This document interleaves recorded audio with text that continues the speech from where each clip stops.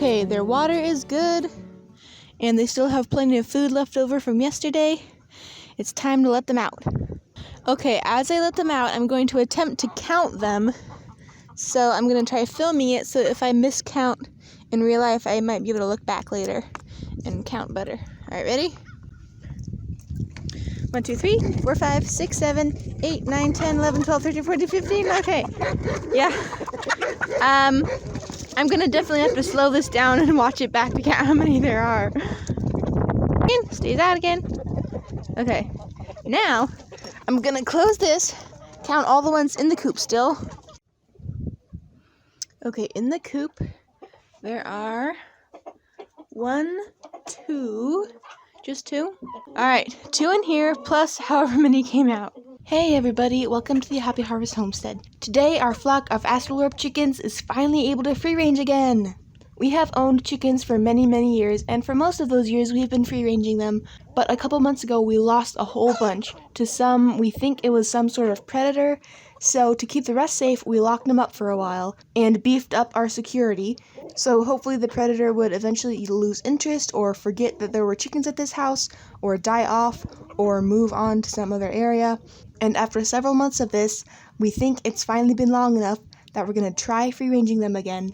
And hopefully this time things go back to normal and none of them are eaten. The one problem we're going to face with free-ranging the chickens again is that we also have free-range goats now. And goats love to eat chicken food, but it's very bad for them. So we have to allow the chickens to have access to their food while keeping these miniature goats, who are very small and can squeeze into impossibly small places, out of the chicken food. So here's my plan. We're gonna remove this out. The plan I came up with is to put a cattle panel over this big chicken door.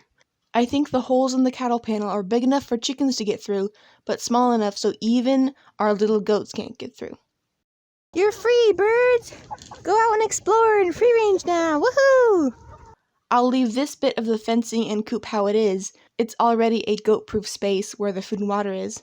So now they're going to have this little pen, the main coop, and then from the other door, go through the main coop out into the big wide world.